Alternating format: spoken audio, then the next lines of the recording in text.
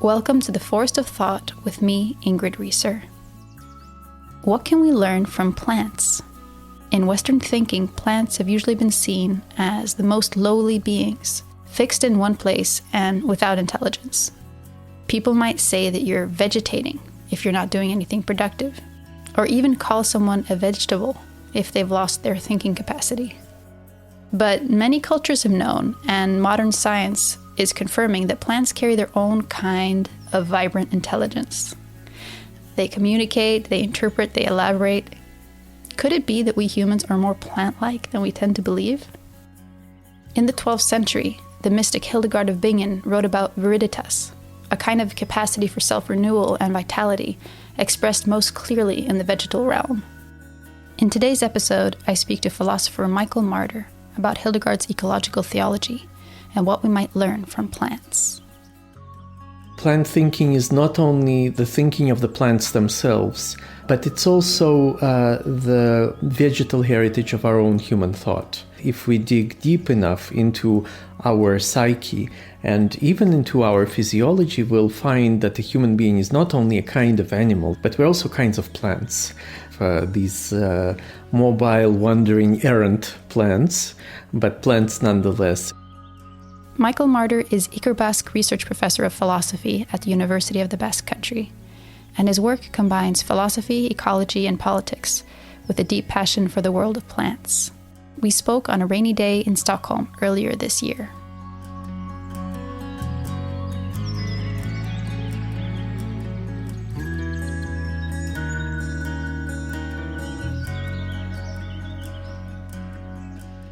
Maybe we could start with talking a little bit about your personal relationship to plants, if you want to say something about that. I know that you said you've sort of lived many different places in your life, maybe been a bit uprooted in that sense, and that plants have somehow helped you with that and in finding a rootedness despite that displacement. Yes, that's exactly right. And I think it's a different sort of rootedness than the rootedness that people appeal to when they talk about autochthonous flora, about the kinds of plants that grow in a place and symbolize a place, and really reject any sort of foreign plants that are imported from elsewhere. For me, this personal experience of uprooting was actually in a very stark contrast with the rooted plants that remained in the places that I would leave. And so this rootedness was especially important at the level of my memory of psychic life itself. And so when I somehow came back to the places which I left in my recollection, it was always the plants that grew there that somehow recreated the atmosphere of the place and everything surrounding the memories of them. Do you have any plants that you feel a particular affinity with or particularly close to? I think more and more it's a birch tree, because these are the trees that I have known ever since my childhood, and there's a particular birch tree just outside the place where I lived in Moscow that really comes back to haunt me very often. In a sense, that's the other interesting point, maybe, that to what extent plants can be specters or ghosts, despite their rootedness, right? Especially when they come back to us as memories, or when they are somehow no longer recognizable as the plants that they are in terms of the substances that they release into the air, the biochemical substances, or into the soil. To what extent plants can become ghosts and not only haunt in the bad and scary sense the world. This, I think, actually doesn't happen so much with plants, as actually their ghostly nature is what makes the world livable.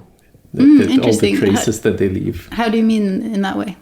Yes, in the sense in which, of course, plants humidify the air. They pump huge amounts of moisture from the ground up, and they create the atmosphere in that sense. They create a breathable air as well. Of course, it's phytoplankton mostly, but also plants renew the oxygen in our atmosphere.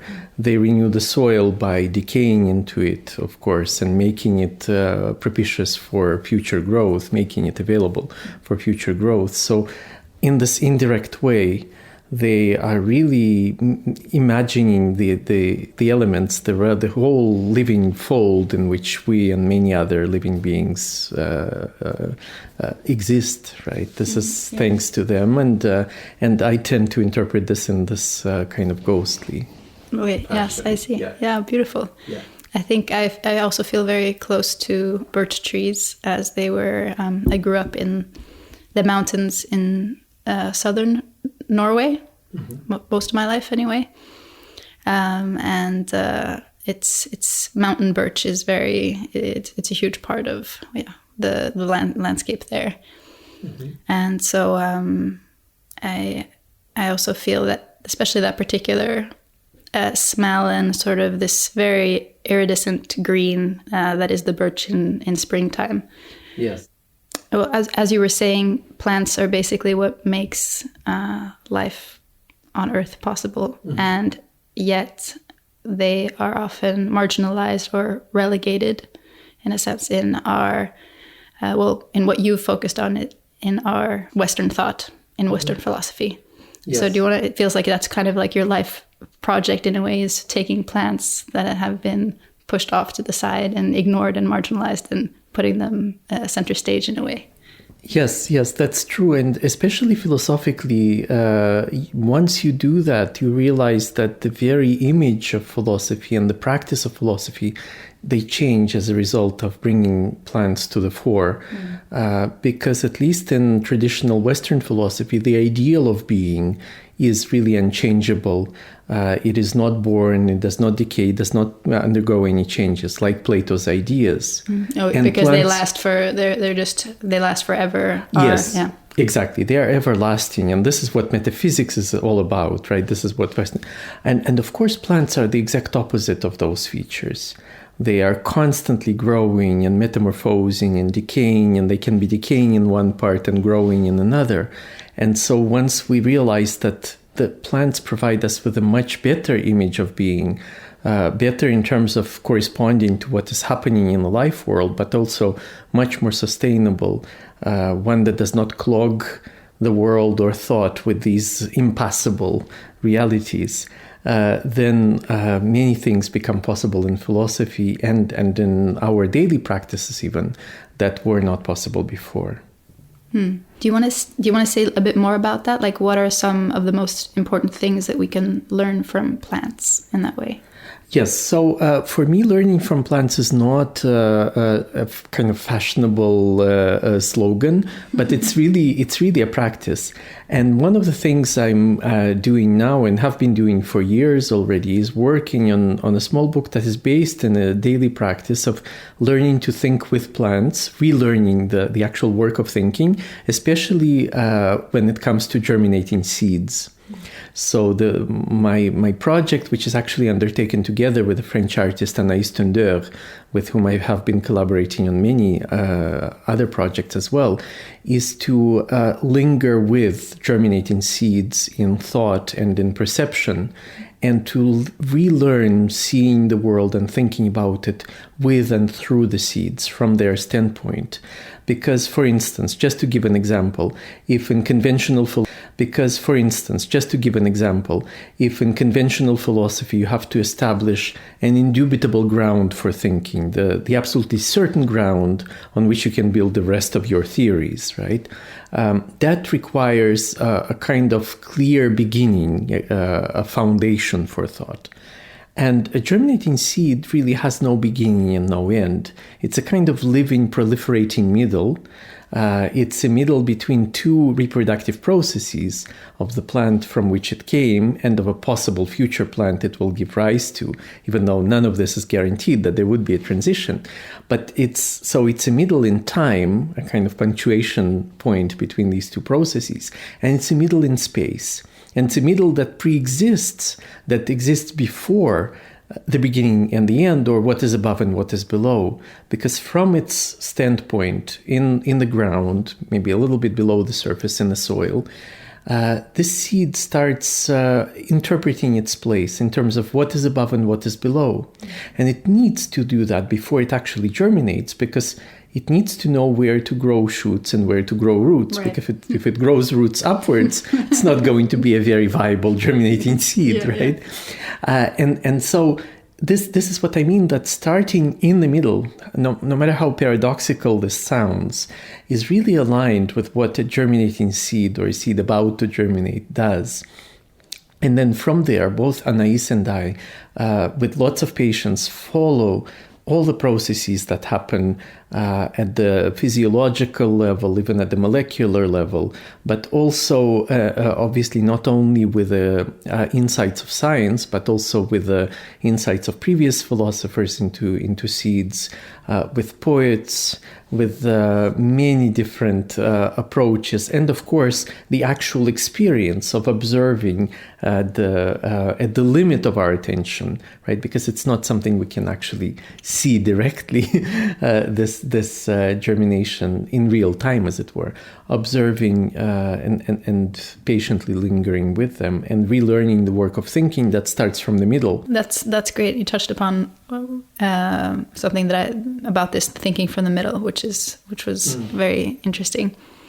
You've also written a bit about that thinking with plants gets us away from this maybe illusion of separateness, because often when in our philosophical tradition, we're very much focused on, well, I am thinking these thoughts and making these elaborations, while as we know, the idea of the separate I is not so easy. We're maybe not as singular as we like to think, because we're always connected to everything else.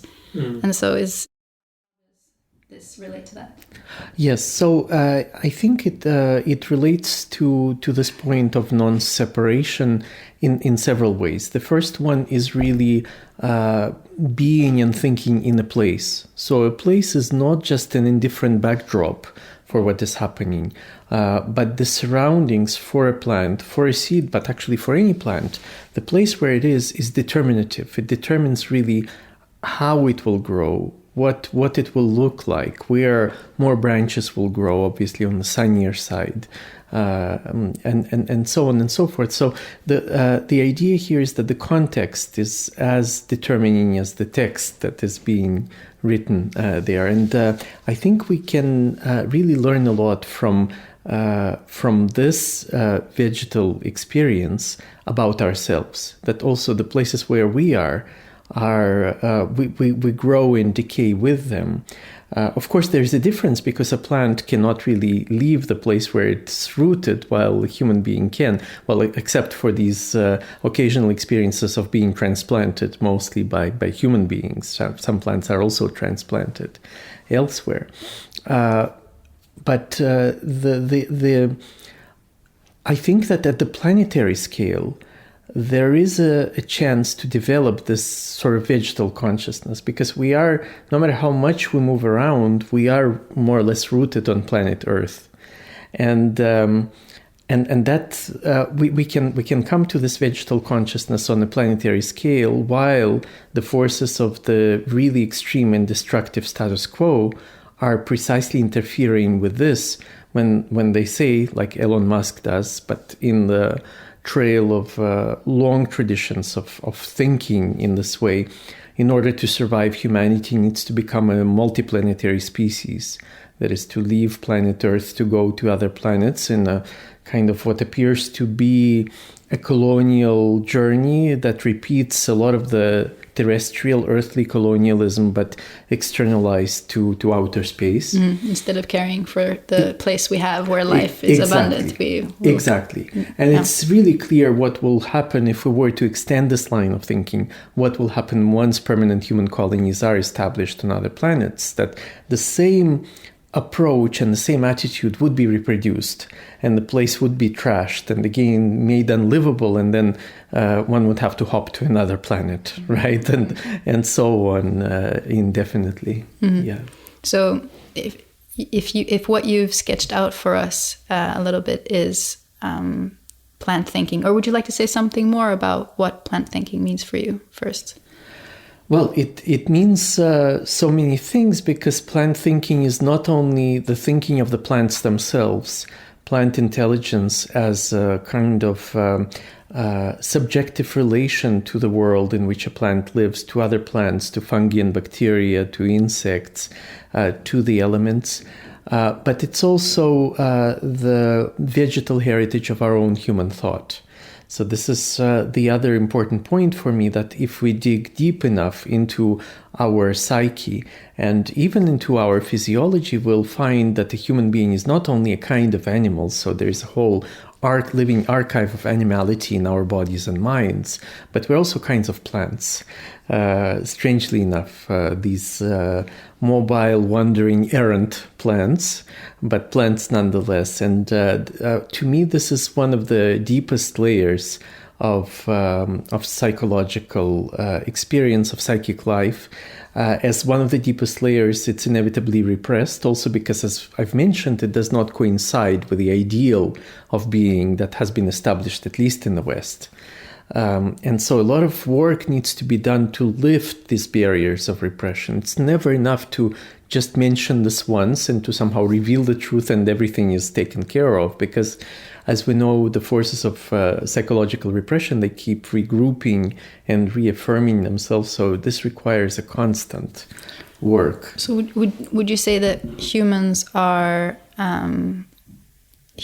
plants in the sense of that we have certain of the same biological mechanisms as in plants, or that because we all can trace the life in us can obviously be traced back to the original primordial soup somehow. So of course we are related to all life in that way.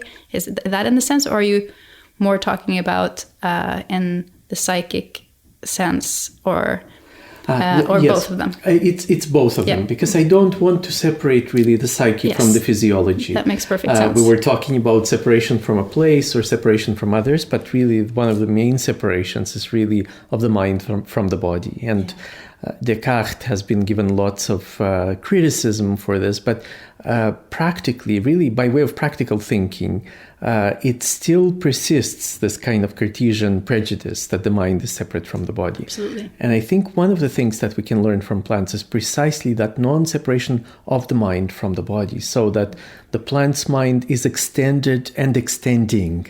By growing, a plant is thinking itself into existence and thinking with everything and everyone it exists with. And so if we can somehow apply this to ourselves, both individually and collectively, this would really go a long way toward overcoming this Cartesian legacy the legacy of René Descartes that we're talking about as well. That's so interesting. And could you say just a little bit more about the way in which plants, through that extending, as you talk about, what is it that they're really doing there, and how can that help us to overcome that Cartesian duality that we're stuck in? Yes, well, for Descartes, really, there were two separate substances, the mind and the body, or as he called them, res cogitans, res extensa, the thinking thing and the extended thing. And really that means that the body is a kind of machine that is just put to work by the mind that is separate from it. And this kind of mechanistic approach then has lots of terrible repercussions, not only for the life world, but for the way we treat both our own material dimension and that of others, whether human or animal or the entire life world as well. So to show the co-belonging of this thinking and extension is really to overcome the instrumentalization of everything that is merely extended and therefore not thinking, right? And this has been a part of my work, has been really to work that is also undertaken together with plant scientists, because we develop actual models for plant cognition, for the way that plants think, specifically taking into account their extension both by growing and also beyond themselves through biochemical substances that they exude into the air, into the soil, by way of communicating to other plants, to to other microorganisms, to insects, and so on and so forth. So this extending is not only the extending of the visible bodily parts like branches, leaves, and so on, but even into the surrounding atmosphere or the surrounding patch of soil into which these substances are sent as the second glove-like body of a plant surrounding it. And so we start seeing that even what we call just the place is already this in-between realm of the one inhabiting it and of the milieu for life. A milieu for life is not a container. It's not like this cup that can indifferently receive whatever or whoever is within it. It's mutually shaped. It's co-shaped by the beings who are within it, and to such an extent that at a certain point we cannot really say where the inhabitant of a place ends and the place begins, right? With plants, it's particularly clear, this indistinction. With humans, maybe it's less clear, but I'm saying if we dig just a little bit deeper, we'll see that this applies to us as well. Right, and that maybe has to do with our very modern way of thinking of ourselves as separate and decontextualized. Mm-hmm. And like you said, that this is somehow the ideal, that things should need to be true in every single situation, in every single circumstance, in order for them to be valid within the within the rational logic that we're so enamored with. Definitely. And then the other question that is very important for me is a kind of the question of interpretation, because interpretation, again, is not only a human capacity. Every living being needs to interpret its surroundings, needs to interpret the place where it is, it needs to interpret the changing circumstances in order to respond intelligently to those changes, because that is why I simply don't understand those plant scientists and many others who say plants are not intelligent, period. They do not have a central nervous system, and therefore they cannot be intelligent. But first of all, the central nervous system is a kind of adaptation to the outside world that allows an organism to respond to it intelligently. But other modes of intelligence are possible without the central nervous system. It's not like existence, all intelligent existence is reducible just to that. And second, with the question of intelligence and life, we know that external circumstances are changing rapidly, and even more so in the age of catastrophic climate change. So if living beings, if organisms were not intelligent, they would not survive even for one generation. They would not be able to adapt to these changes. So every living being needs to interpret everything that's going on around it, across time, in space, and so on. And when I talk about these strange overlaps between human beings and plants, they also have to do with the question of interpretation. You asked earlier about this kind of living archive of all life forms going back to the primordial soup within us. Yes, that is true. But plants are specific to my mind because with them emerges for the first time in the history of life the notion or the sense of what is above and what is below. Because for bacteria, for slime mold, it really doesn't matter what is above or what is below, because dimensionality is not a part of their existence. They follow pre-existing surfaces, or they float within a more or less homogeneous milieu. With plants, as we mentioned, with seeds, it's important to really know where above is and where, not what above is, but where the direction of above is and where below is, in order to grow roots and shoots in the appropriate directions. And interestingly enough, at the cellular level, the seeds have mechanisms that are very similar to what we humans have in our inner ear, that allows us to know what is above and what is below, thanks to the force of gravity. Mm-hmm. The force of gravity that actually is then transformed into biochemical signaling that tells us, well, this is above and this is below. This is what is disrupted in the zero gravity situation. Mm-hmm. All of a sudden we are disoriented. And with seeds, it's the same. There are these loose organelles or small organs within the cell that float in the cytoplasm, in the liquid with which a cell is filled. And with the force of gravity, they settle down on the lower part, the lower wall of the cell. And once they settle, they actually send this biochemical signal telling the plant, this is below. The above is not signaled. It's understood by elision, which means that it's where the settling did not happen. It's then interpreted as, okay, this is what above is. But this is really a basic act and a basic dimension of life, verticality, which, again, starts with plants, but it does not start in any hierarchical way.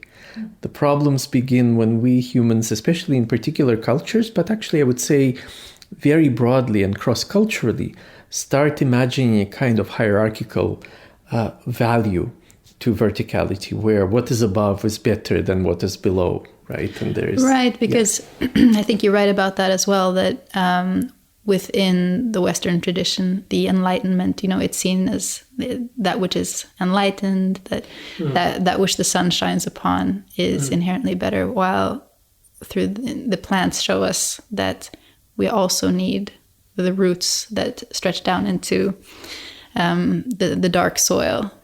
Yes, definitely. And I think with enlightenment, when it comes to the so-called reason that enlightenment tried to construct, what we get is a kind of human thinking and reasoning cut off from their roots. So it's only this bright and transparent and shiny part that is privileged, and everything that is in the dark and the obscure, moist humidity of the soil or the subsoil of the unconscious is really rejected and denigrated, and ideally to something to be illuminated, right? Insofar as the Enlightenment actually takes this darkness always as ignorance, there is a hope expressed there that with the advance of science and knowledge, all of those dark corners within ourselves and around the world will be ultimately illuminated by this even and uniform light of reason, right? This is but it's like a plant cut off from its roots, basically. Yeah. And one sees that in the way that we construct our milieus and our buildings and so on now, that it's glass and big open spaces. That's what is idealized. Well, that would and obviously everything being fully exposed and nothing being private or things like that. Yes. While that which is hidden or partly concealed, or where you have the dappled sunlight just coming through the leaves in the forest, what's possible in that kind of situation, as opposed to something that is completely illuminated. Yes. Although, of course, we, obviously living in Sweden, we have a deep appreciation for the sun. It's light, and I know, but it's because it's so dark the rest of the year. Definitely. But the other point about the Enlightenment and its ideals, actually, it's something that I did not deal with so much in my vegetal philosophy, but in my work on political philosophy, and especially the political philosophy of the elemental world. So about 10 years ago, the first edition of my Pyropolitics, When the World is Ablaze, was published. And Pyropolitics is a book about the relation between fire and politics, both in its metaphorical significations, but also literal combustions, immolations, even auto-immolations at political protests, and so on and so forth. And there, in reflecting on the notion of the Enlightenment in the West, at least, I realized that this usual relation that we work or we play with between light and darkness is not the end of the story. Actually, it's only the beginning, because there is another opposition that structures the entire thing, which is heat, right? Because when we talk about the sun, as you mentioned, right, it doesn't only give light, it actually gives heat.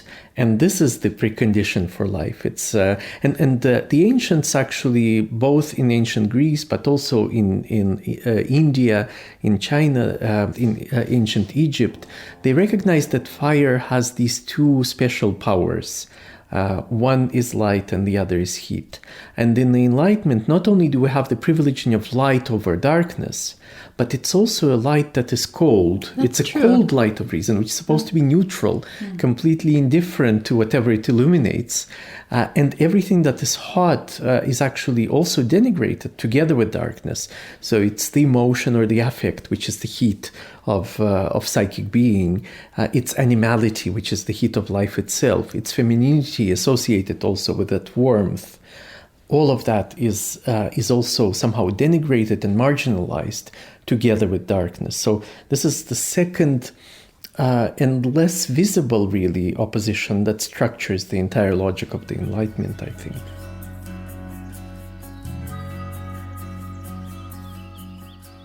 Just a quick break for some announcements. As some of you know, I've now launched a newsletter via Substack so that you can receive episodes, events, and the occasional essay straight to your inbox. Head over to forestofthought.substack.com and join the mailing list, either as a free or paid subscriber. The podcast is made possible by listeners like you, so if you're enjoying these thought adventures, please consider supporting the podcast via Substack as mentioned, or via Patreon. You'll find information and direct links in the episode description or by visiting forestofthought.com.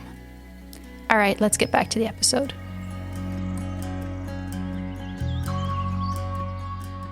So, as you were saying, plant thinking, plant philosophizing, that has been very marginalized in the Western tradition. But there are those that have sort of upheld the vegetal. Mm-hmm. There are those that have upheld the vegetal perspective, partly at least. And one of those is the 12th century mystic Hildegard of Bingen. And you've written a book about her called Green Mass, where you discuss her ecological theology, as you call it.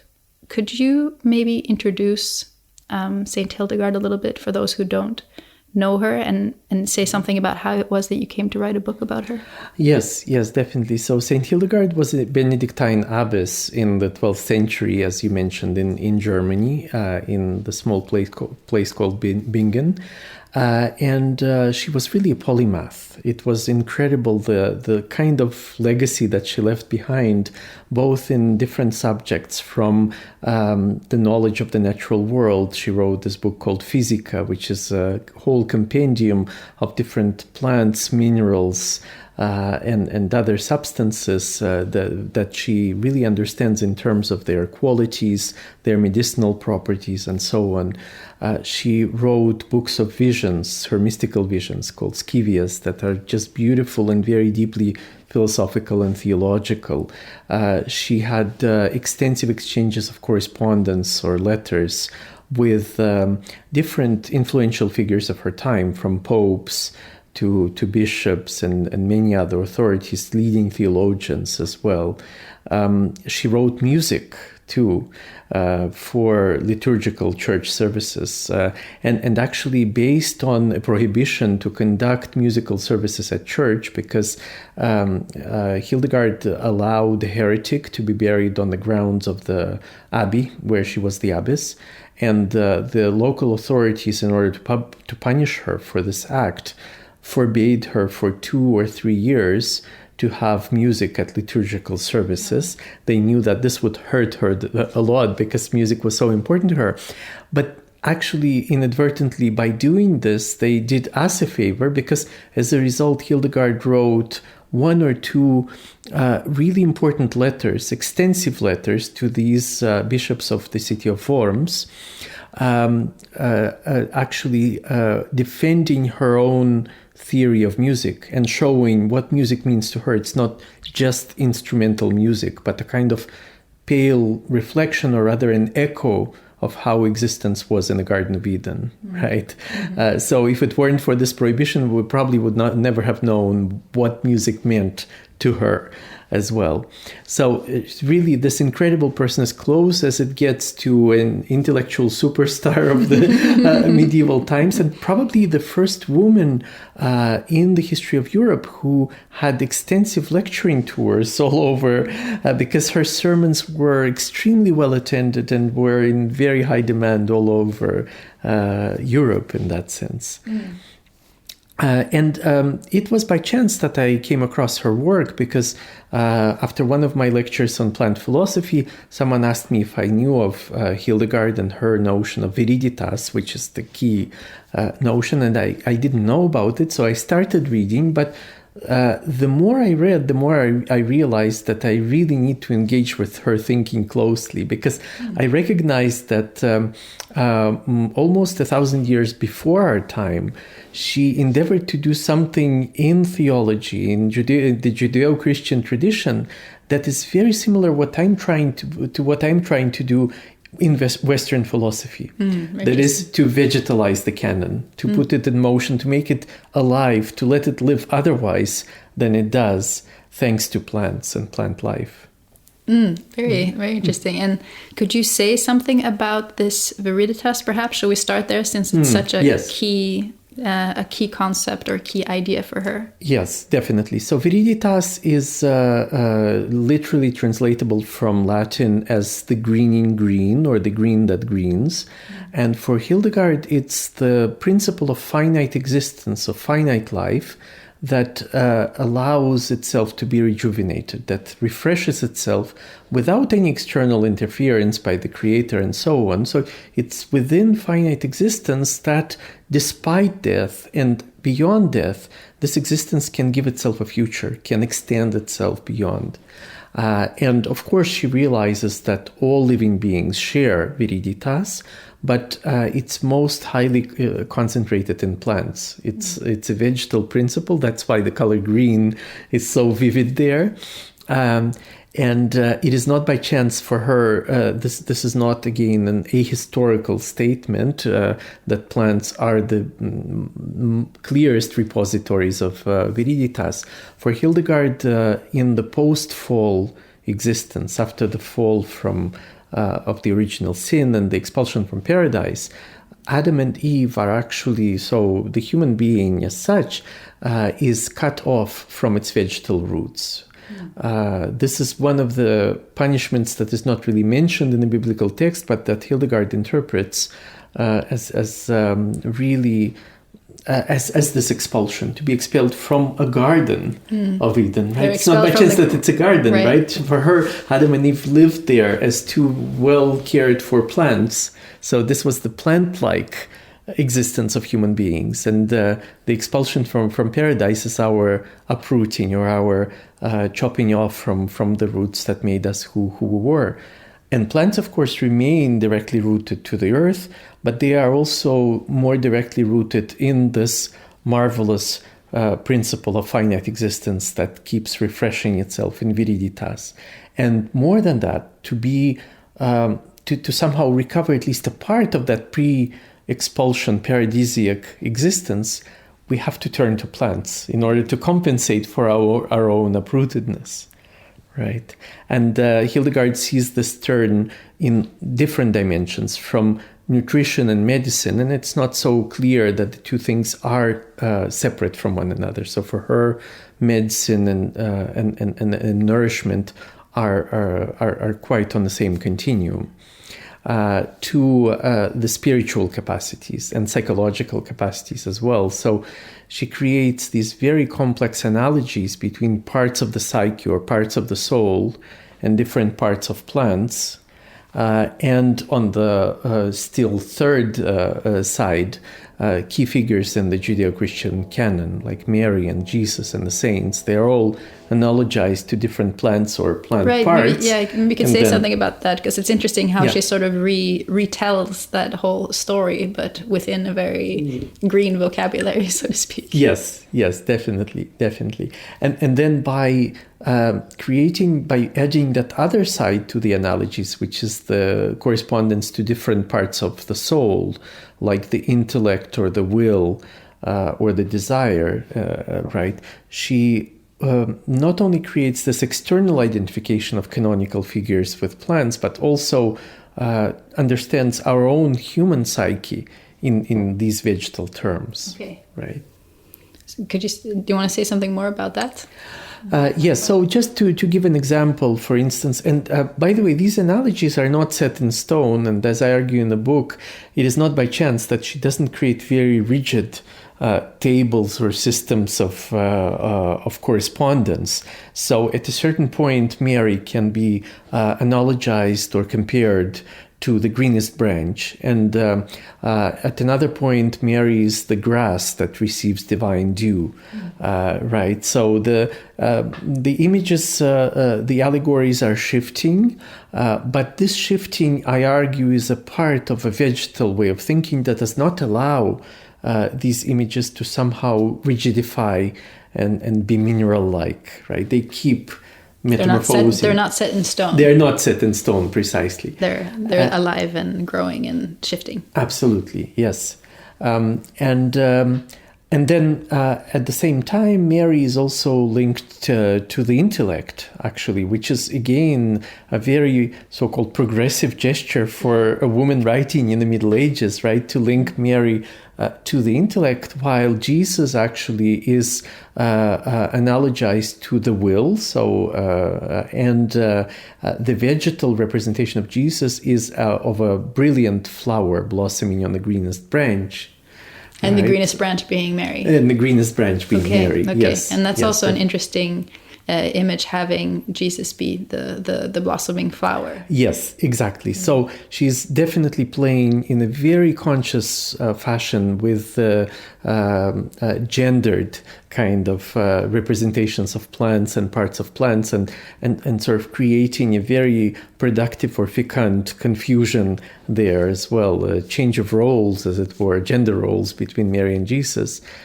Which she does even at the level of the Latin in which she writes, when she talks about Mary as the Virgin and the greenest branch. So it's Virga and Virgo. The two words are in dialogue somehow with one another. Yeah.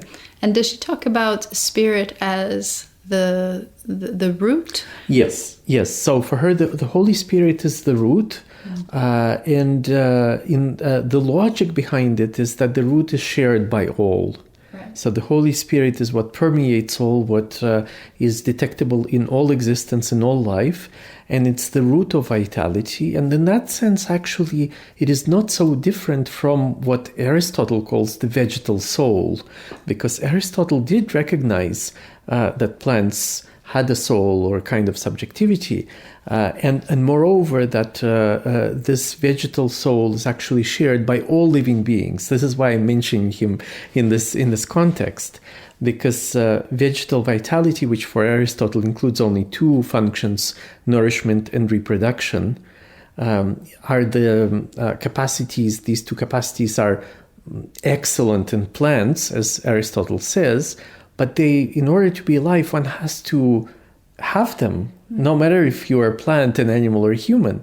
And so Aristotle realizes this, and he says this is the most basic substratum of life, but basic not only in the sense of primitive somehow. It's the one that is most widely shared, a little bit like this Holy Spirit, which is the root for Hildegard. And when Hildegard talks about viriditas, and maybe when Aristotle talks about the plant soul as well, are they then saying that this quality or force, I don't know how to refer to it, like what Hildegard talks about as viriditas, they're saying that we see that plants are really expressing this in the best way, but that it is also expressed in us as humans. Yes, that's exactly right. And what you refer to as the force, I would say, both for Hildegard and for Aristotle, these are the capacities. It's a capacity. It's a capacity. Aristotle will use the Greek term dynamis, from which we get our dynamics, right? So it's a capacity that can be put into practice, that can be actualized. But it can be actualized differently based on a different kind of being who is actually using this capacity, or who is somehow in touch with this capacity. So even though the capacity can be said to be one, it is also multiple because it invites a whole range of different ways of actualizing it, and maybe an infinite range, right? So we can still imagine many different ways of putting it into life. So we could express this viriditas in perhaps an infinite different ways. Yes, yes. Exactly. And what do you think that Hildegard would say about our relationship to this capacity today? Yes, so this is the other part of the story that Hildegard is telling us, which is, for her, of course, the principle that she really loves and cherishes is viriditas, but she also recognizes that there is a counter principle, there is a counter force that creates a kind of almost cosmic battle or theological standoff in her writings, and she calls it ariditas.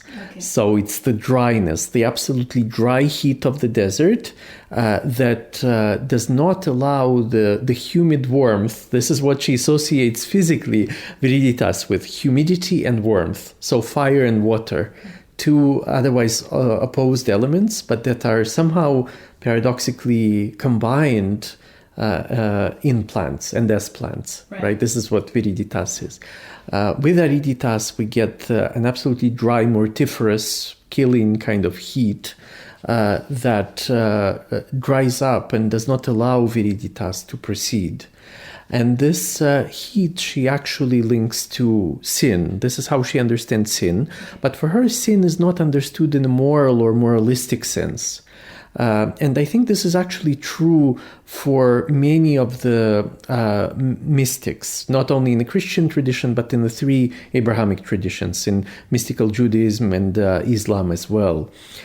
This idea that the sin is not to be interpreted moralistically. Right. So, can you say what do you mean by that? Can you say something more? Yes. So for Hildegard, the way she will understand sin is in terms of everything that militates against or goes against viriditas. Right. Everything that blocks it, everything that prevents it from giving this uncertain yet tenacious future to a life that is about to expire. Right. And this is what ariditas is. And so. Perhaps we should be careful to translate too literally into our current context, but it makes me think about that. Perhaps Hildegard would say today that the things that we are doing that are so clearly destroying life and the possibility for life to persist on Earth, these would be manifestations of the ariditas. Yes, absolutely. It would be obviously the global warming and everything that it brings with it. Also as a result of burning, first of all, unearthing and then burning, dumping into the air, as I sometimes put it, plants and animals who have died millions of years ago. Right, whole fossil culture. Yes, exactly. So that would be definitely a case of ariditas being unleashed on a massive scale against the force of viriditas. And in my previous work, I gave this a very particular name, but I think a name that resonates with what Hildegard has in mind when she talks about ariditas. I called it a dump. Okay. Right, dump understood in the ontological sense as as a global reality into which the entire world or the entire planet is being dragged, and not only the planet, but even its immediate vicinity. So if we talk about garbage and pollution that are no longer exceptions, but already the rule, so there's a qualitative change there, we have to recognize that there's now cosmic garbage, right? There's cosmic trash that is orbiting the Earth and increasing exponentially every year with all of these malfunctioning satellites and other cosmic trash, right? So it's not only the planet, but even the cosmic vicinities of the planet that are being dumped in that sense. And could we then say that, I mean, sometimes it's very easy to say, okay, well, this is in service of life. This is contributing to the possibility of the viriditas capacity, perhaps. And in other cases, it's much harder to tell, perhaps. We don't really know what the result of our actions will be. And so do you think that Hildegard would say that this is something that we need to practice. We need to practice discernment in order to understand, well, is this sin, as she would call it? Is this viriditas that we are contributing to? Or is it something yes, else? I think that's a great question. And I think that even here we can take our cues from the plants themselves. Because with plants, there is no such a thing as pure waste or as a waste that simply clogs somehow the world. Even the parts of plants that are dead, they are decaying into the ground together with in this collaborative endeavor with microorganisms, bacteria, fungi, and so on, and creating the possibility for the growth to come, for future growth. So there is a constant metamorphosis and metabolism happening at the level of vegetal existence and at the level of ecosystems as well. They're constantly metamorphosing, changing shape, but also metabolizing and feeding on themselves, on their own byproducts and so on. If we as humans create materials that are non-biodegradable, that do not decompose, then we are really militating against, we are opposing this, what is really the principle of viriditas, of nourishing future life even with death, right? If the death of materials, somehow their decomposition is no longer possible with many of the things that we have created industrially, from plastics that take 500 years to really decompose and meanwhile are breaking down into micro and nanoplastics, to nuclear waste that does not lose its radioactivity for thousands, hundreds of thousands of years, then it's very clear. And this, again, this principle of discernment is not something that we humans can only apply based on our own terms of our reasoning, but looking at plants and learning from them, it becomes very clear that this is on the side of viriditas and not of viriditas. This blockage, this indigestion at the level of the world itself that is being created. Yeah. In some cases, it's very obvious, of course. Yeah. The viriditas, was that also connected to how Hildegard thought about her music, how she worked with creating her music, or was that sort of? Yes, definitely. So there you start getting into very interesting experiences of synesthesia, right? Synesthesia is when the senses are not separate from one another. So all of a sudden you start seeing sounds or hearing in green, right? And Hildegard is very well aware of this because for her, it is not only color green in viriditas that's so important, but she understands the entire the assemblage of the soul and the body, and then the coexistence of different soul-body assemblages as a kind of infinite reverberation and resonance of these parts. So ultimately the whole of being, the whole of what she would say is creation, is a kind of symphony where different symphony exactly in the literal sense of co-sounding. So it's the co-sounding of the body and the soul, and then the co-sounding of different body souls, whether human or not, is what makes the world in a sense. So the world is understood musically just as it's understood also visually in this green self-renewing capacity. And that matches, or that corresponds so well to what we know from more modern research about how plants also respond to all kinds of vibrations and movements in that way. Yes. So that's very interesting. If just for as a closing question or questions, for people who would like to start hanging out with plants more, being with plants, or deepening their relationship with plants, what would you say to them? Yes, I think this is something that is absolutely necessary, and one can really cultivate it as a practice. Of course, I know that we all have competing demands on our time and so on, but making it not just a one-time occasion, but really giving a certain regularity to one's being with plants, And obviously many of us have houseplants as well. But this is slightly different because houseplants are transplanted into these very controlled environments. So being with plants in parks, in forests, in places where they grow, to be with plants is to be in their places, not only to bring them on our own ground in apartments and houses, right? So if one can do this with certain regularity and with certain patience and attention, just lingering with them and seeing them and feeling them with all the senses, not only as traces of plant life, but also as objective traces of plant thought and plant thinking.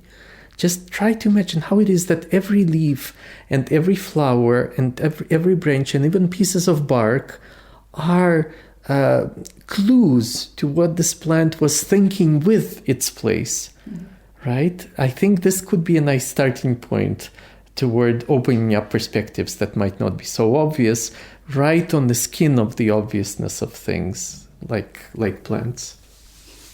Very nice. Is there anything else you would like to add? Like if there's just one thing that you would like us to learn from plants, what would that be? I think the one thing that we can learn from plants is that the distinction between the outside and the inside is really not as important as we think. And I mean this distinction not only in physical terms, the barriers that we create between ourselves and other beings in terms of our dwellings and so on, but even psychically, and especially psychically, that that to really live and to thrive, we have to allow what is inside us, what is inside our conceptions, to really be rooted as much as possible in the outside world, in conversations with others, in everything that nourishes our senses and our thinking, from books to artworks to the colors and smells and experiences in the forest or in the park. All of that is what allows us to be who we are. So there's really no inside of our psyche or ecological existence without that outside in which we're all rooted. Plants teach us that.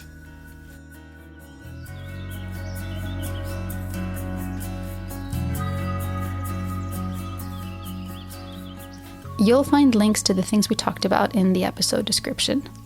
A special thanks to Eva for providing a place to host the conversation. This was the last episode of 2025, and I'll be taking a little break to enjoy the darkest days of the year, while also cooking up some exciting things for coming episodes.